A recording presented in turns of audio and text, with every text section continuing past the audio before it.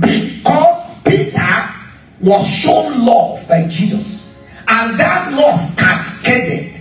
It affected Peter's marriage, affected Peter's business. Peter had to leave all and follow Jesus. Look at how Jesus demonstrated love, spread his love. On many occasions, Jesus showed love to multitudes. Look at the model of love. The model. He always won battles with love. When the multitude needed food, Jesus won the battle of hunger for them with love. The apostle said, send them away. He said, no, give them something to eat. So he has commissioned you and I to spread his love.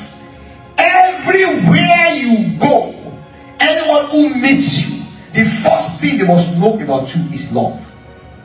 When people know you and your number one identity card is your money, it is failure. When people know you and the number one ID card, look at that pastor. Who is he? He's a very rich man.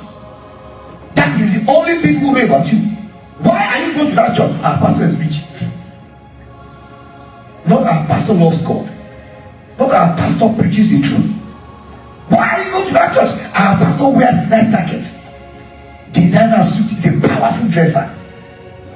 That is what is happening in our world today. John 13:35. Hear what Jesus said about you. By this all we know that you are my disciples, if you have love for one another. In other words, if you spread love, people will know you by your ID card. Every one of us, we have international passports. What is the purpose of international passports? Primarily, is an identity system to capture your age, your name, your date of birth before traveling with it. The passport is an ID accepted by most institutions on earth. Jesus is saying your ID is love. Wherever you go, the ID card that people must see you flash is love.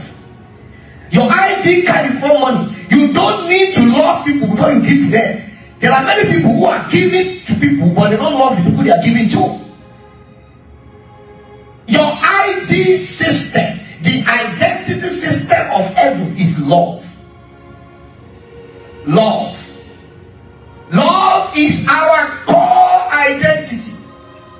6 different things. How do you spread love? Number 1, when you make yourself available to solve problems for others, when the solution is in your capacity, that is love. You find that in James 2:16. James 2:16. If anyone asks this world's goods and sees his brother in need, and he says, go, be filled. We have spent 6 months in this year. How many people have said thank you to Jesus because of you this year? How many people have said, if not for God and for sister so and so? How many people? How many pastors have you reached out to? Pastors are bad. All pastors are not bad. There are fantastic, God-fearing, great ministers of God around the globe.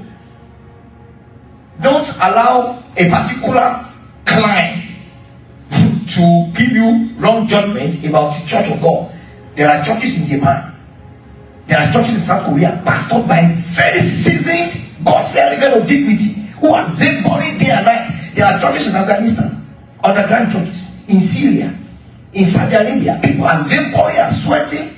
Our ministry used to send money to the persecuted church in the Middle East some years back. Those churches were underground. So we sent money to them to buy shoes for children, to buy food. And the pastors there, they had no altar, they had no podium, they had no flashy thing, whatever. But they were reaching out to people in their thousands. It is called the underground church of the Middle East. So when you say, oh, pastors are bad, I'm not going to show love to any pastor. This pastor did this. Maybe you're only looking at a tiny fragment. A tiny percentage.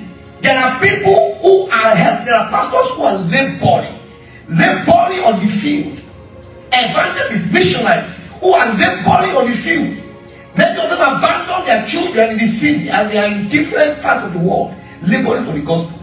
How many of them have you reached out to with love?